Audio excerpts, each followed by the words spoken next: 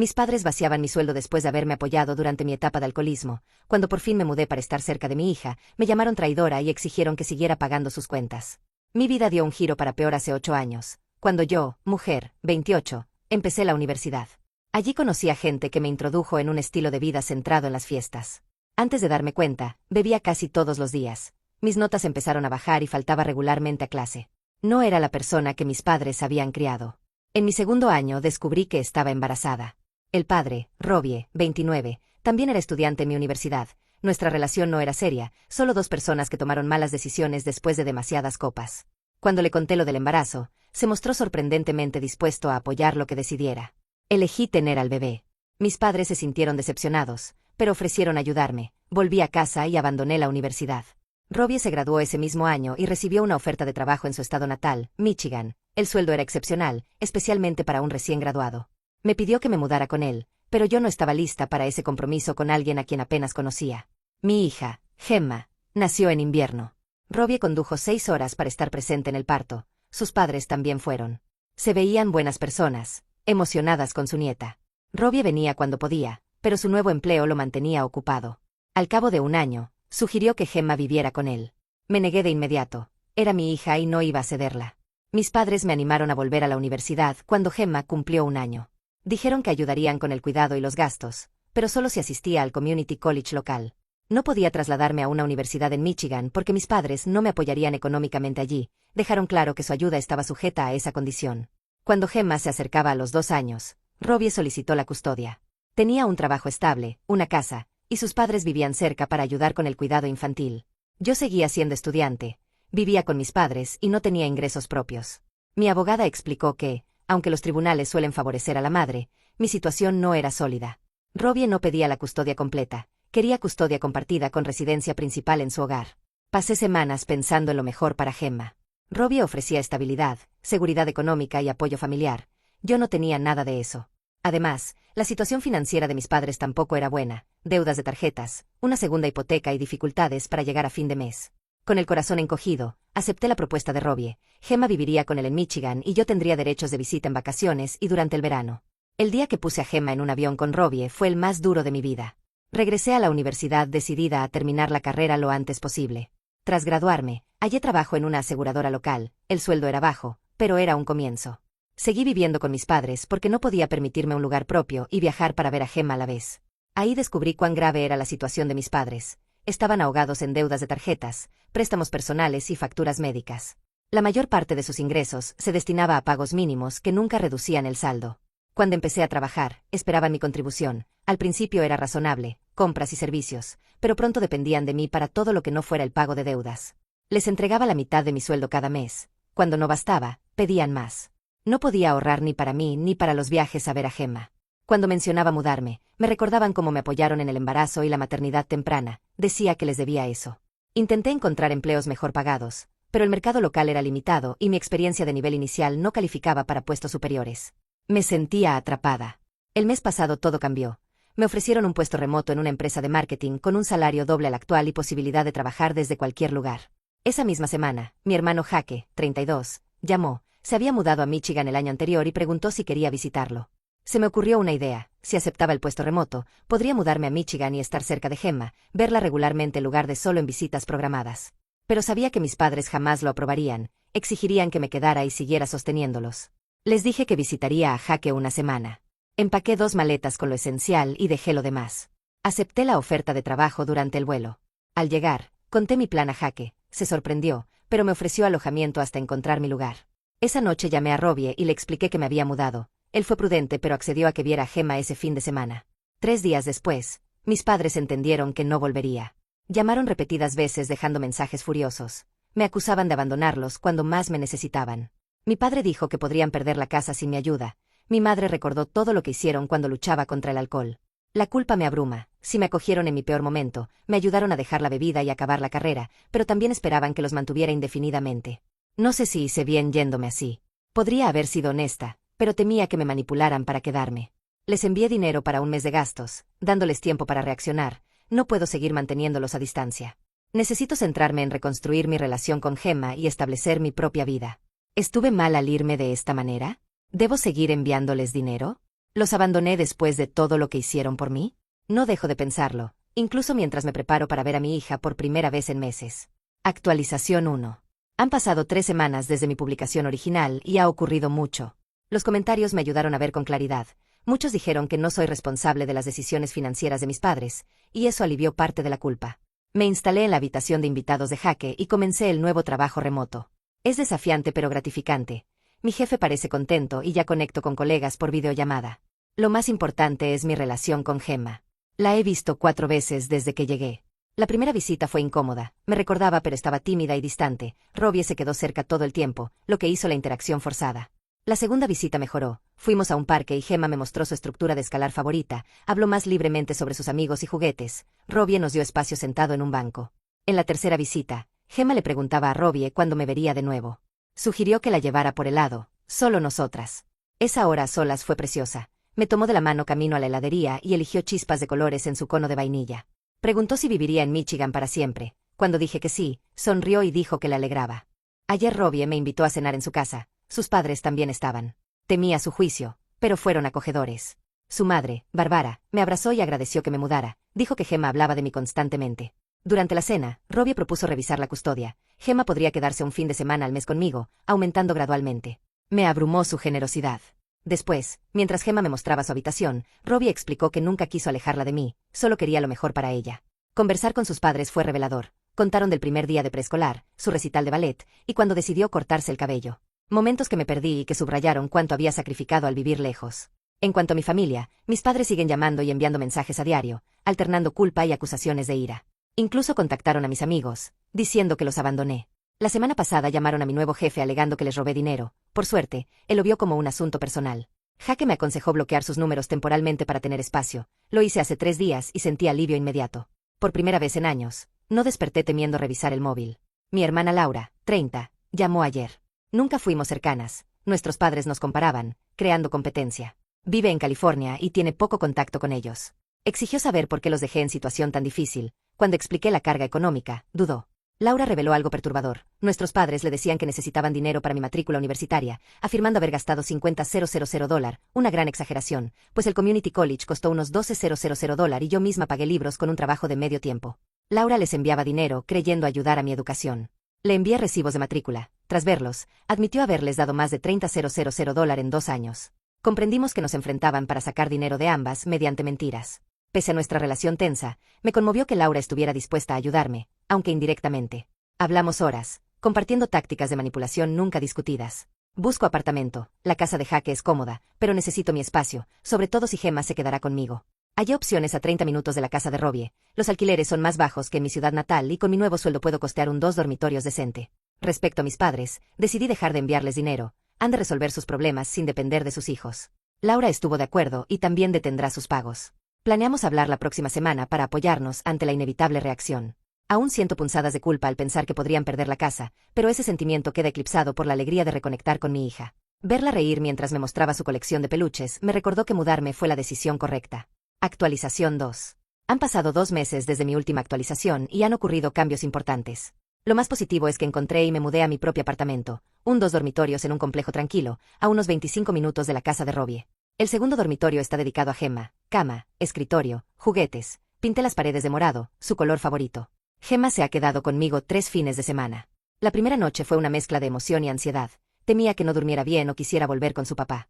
En cambio, trajo su unicornio de peluche favorito, se acomodó en su nueva cama y durmió toda la noche. Por la mañana ayudó a preparar panqueques, dejando harina por todas partes y riéndose sin parar. Robbie y yo hemos establecido una buena relación de crianza compartida. Nos reunimos para tomar café una vez por semana y hablar de horarios y necesidades de Gemma. Ha sido muy comprensivo para aumentar mi tiempo con ella. La semana pasada sugirió que también pudiera quedarse un día entre semana, además del fin de semana. Ese pequeño gesto lo fue todo para mí. He conocido a algunas amistades de Gemma y a sus padres en citas de juego. Formar parte de esa área de su vida ha sido maravilloso.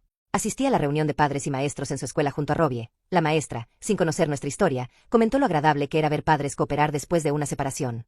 Esa frase se me quedó grabada. Estábamos anteponiendo las necesidades de Gemma a nuestros sentimientos. En el trabajo todo va bien. Recibí un pequeño aumento tras mi revisión de 3 meses. El formato remoto es perfecto, pues ajusto mis horarios cuando Gemma está conmigo. Por primera vez en mi vida adulta, estoy ahorrando. Ahora, la parte complicada. Mis padres intensificaron sus intentos de contactarme tras bloquear sus números. Crearon correos nuevos, cuentas falsas en redes y hasta enviaron cartas a casa de Jaque, cada vez más hostiles, con amenazas de desheredarme y acusaciones de que nunca los quise. El mes pasado aparecieron sin avisar en casa de Jaque después de conducir desde Pensilvania. Por suerte ya vivía en mi apartamento y Jaque se negó a darles mi dirección. Pasaron horas tocando el claxon y gritando hasta que Jaque llamó a la policía, que los escoltó con una advertencia. La relación con Laura evolucionó de forma inesperada. Tras descubrir el engaño sobre mi matrícula, empezó a examinar otras historias que nuestros padres le contaron y descubrió muchas mentiras sobre mí. Vino a visitarme el fin de semana pasado. Era la primera vez que nos veíamos en 3 años. Las primeras horas fueron tensas, pero al compartir experiencias encontramos puntos en común.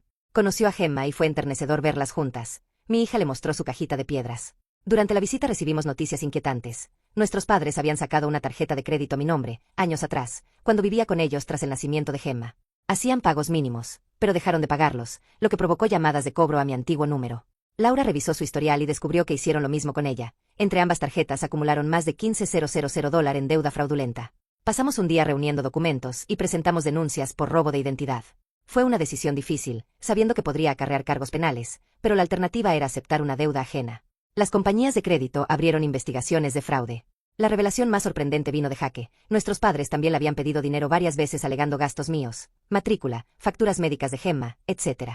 Jaque siempre se negó, conociendo sus artimañas. Incluso encontró correos antiguos donde pidieron dinero a nuestros abuelos alegando gastos universitarios de él, cuando tenía beca completa. Parece que llevan décadas usando a sus hijos como excusa para obtener dinero. La semana pasada recibí una carta certificada de mis padres. Están a punto de perder la casa y me culpan por completo.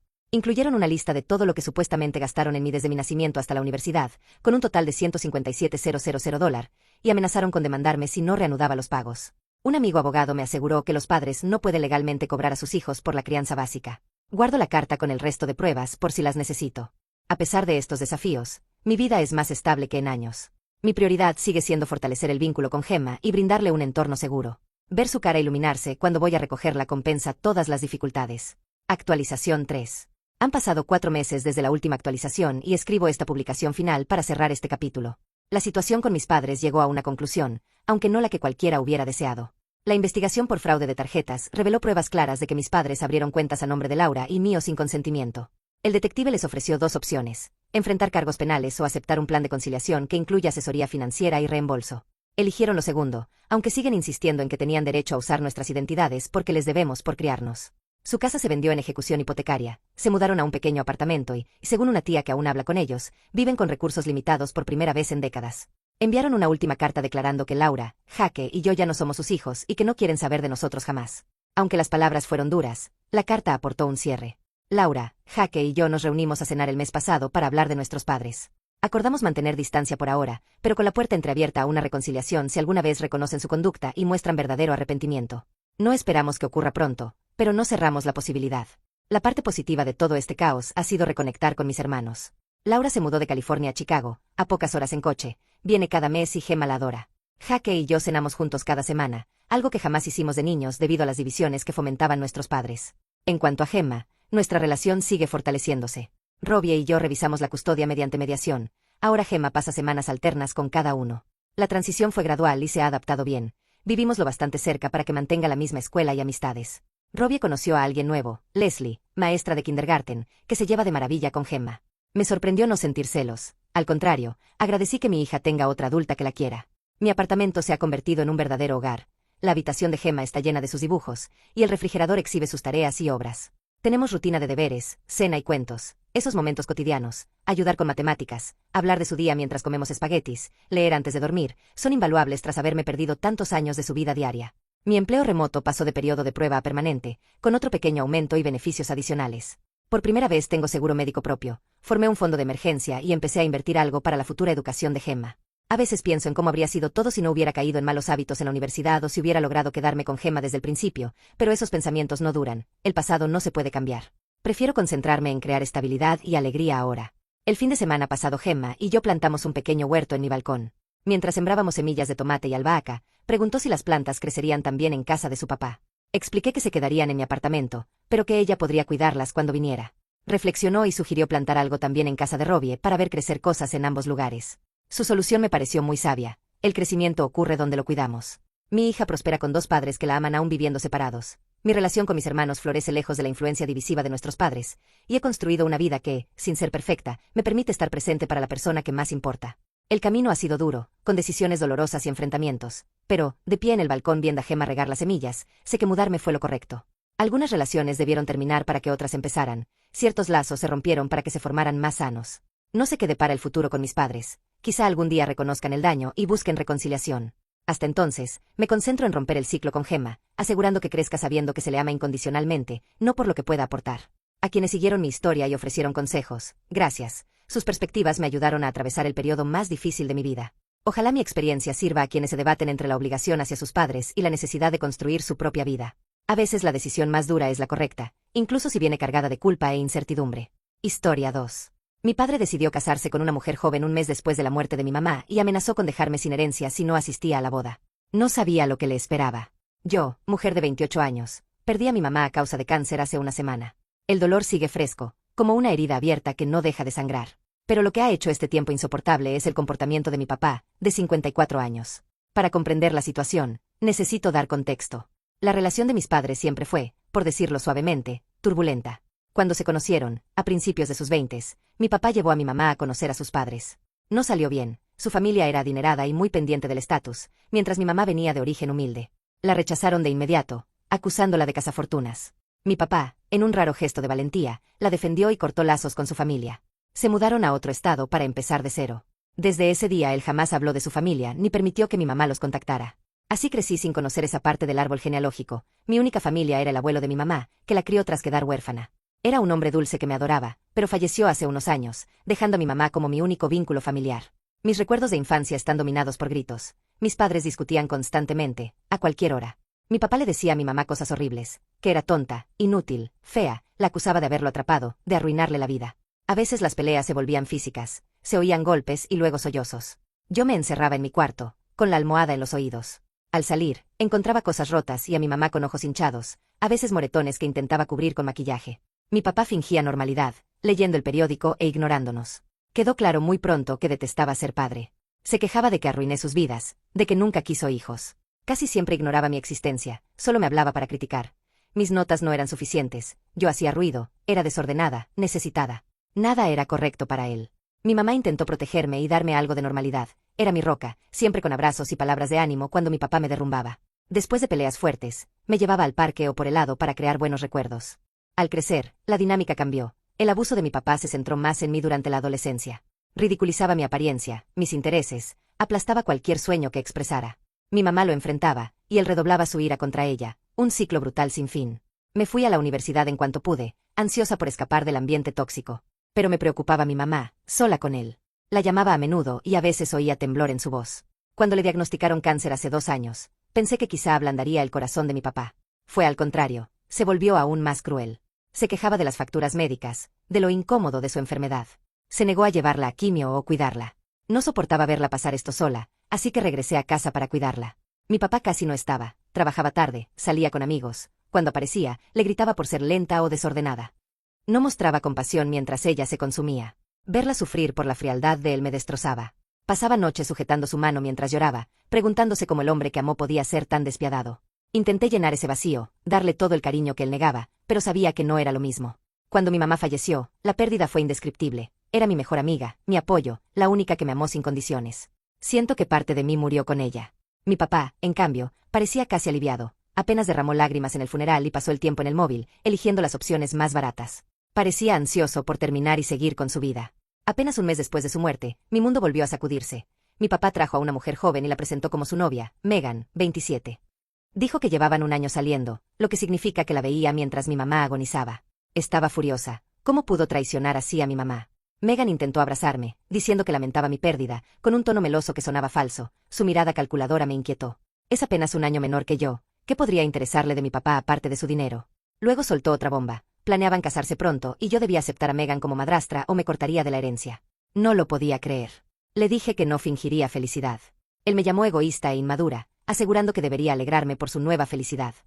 Megan fingió llorar, diciendo que quería que nos lleváramos bien, pero parecía manipulación para hacerme quedar como la mala. Estoy perdida. Parte de mí quiere decirle que se quede con su herencia y cortar contacto. Tras toda una vida de abuso y esta traición, no quiero nada con él. Pero temo quedarme sin nada. Mi mamá me dejó algo de dinero, pero insuficiente a largo plazo, y la casa está a nombre de mi papá. Megan sigue enviando mensajes proponiendo ir de compras y convivir como madre e hija. Me da escalofríos. Siento que solo busca el dinero y me ve como competencia. Sin mi mamá, estoy sola con un padre que nunca me quiso y su novia cazafortunas. Cada vez que los veo en el sofá donde se sentaba mi mamá, riendo, quiero gritar. Megan ya empezó a mudar sus cosas, reemplazando pertenencias de mi madre, cambiando cortinas, como si borrara su memoria. He intentado contarlo a amigos, pero no entienden. Dicen que al menos mi papá es feliz, que quizá Megan no sea tan mala. No comprenden lo que es ver a tu padre sustituir a tu madre con tanta rapidez y frialdad. A veces dudo, ¿estaré exagerando? Mi papá insiste en que debo madurar y asegura que mi mamá habría querido verlo feliz, pero algo está mal. No duermo. Tengo pesadillas donde veo a mi mamá llorando mientras mi papá está con Megan. Me despierto sudando, sintiéndome culpable por no luchar más. El estrés afecta mi salud, he adelgazado, se me cae el cabello. Pensé en contactar a la familia de mi papá, la que nunca conocí, para entenderlo o recibir apoyo, pero no sé cómo localizarlos ni si querrían saber de mí. Y él se enfurecería.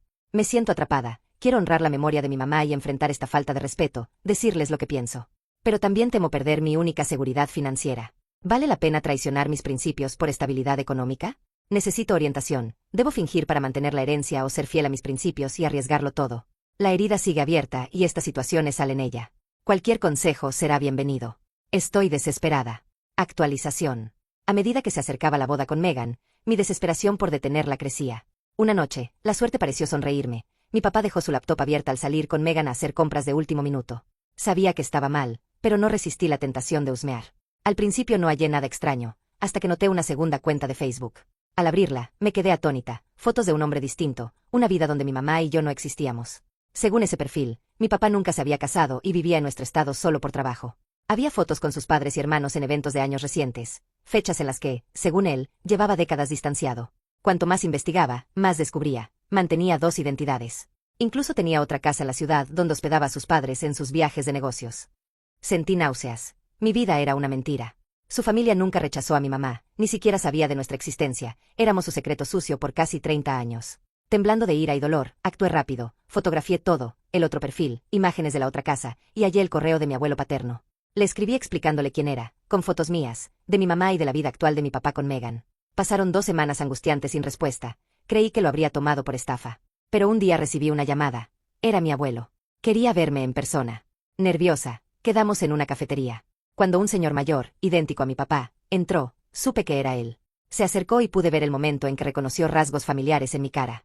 Nos sentamos y quiso oír toda la historia. Le conté todo, mi mamá, la infancia, el abuso, la situación con Megan. Veía la furia crecer en sus ojos.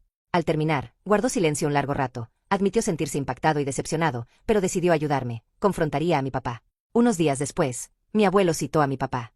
No estuve presente, pero luego me contó, le reveló que sabía de su familia secreta. Mi papá quedó atónito, sin defensa. Salió a la luz que temía perder su herencia si su familia descubría que embarazó y se casó con una mujer humilde, por eso creó esa doble vida. Mi abuelo, furioso por las mentiras y por privarme de conocer a la familia, investigó a Megan. Tenía historial de salir con hombres mayores adinerados y dejarlos tras demandarlos por dinero. Era claro que solo quería la fortuna. Al confrontarlo con esta info, mi papá intentó defenderla, pero su castillo de naipes se derrumbaba. Finalmente, mi abuelo decidió algo que lo cambió todo, cortar a mi papá de su testamento y dejar su parte directamente para mí. Quedé atónita. Había pasado de temer perder mi herencia a recibir mucho más de lo imaginado, pero, más que el dinero, me conmovió el apoyo de un familiar tras años de rechazo. Mi papá enfureció, acusándome de arruinarle la vida. Por primera vez no le temí, le respondí que él mismo lo arruinó con sus mentiras y crueldad. Megan rompió el compromiso al enterarse de que se quedaba sin dinero, se mudó al día siguiente sin despedirse. Mi papá quedó sin prometida, sin herencia y sin más mentiras. Yo aún proceso todo, mi abuelo se esfuerza por conocerme y me presentó a tíos y primos. Es extraño tener una familia grande tras vivir solo con mi mamá. Planeo mudarme pronto, mi abuelo ayudará a encontrar apartamento. Sigo extrañando a mi mamá, desearía que viera la verdad salir a la luz y conociera a sus suegros. Me reconforta pensar que estaría feliz sabiendo que por fin soy libre de los abusos y tengo familia que me valora. Tomará tiempo sanar del trauma infantil y de estas revelaciones. Busco terapia. Pero, por primera vez en mucho tiempo, soy optimista. Algunos podrían juzgarme por exponer las mentiras de mi papá, pero tras una vida de abuso, no me siento culpable. Él tomó sus decisiones y ahora enfrenta las consecuencias. Yo elijo concentrarme en construir relaciones con mi nueva familia y crear una vida mejor. Gracias a todos los que ofrecieron apoyo y consejos. Su amabilidad me dio la fuerza para defenderme y revelar la verdad. Agradezco a esta comunidad la ayuda durante este periodo difícil.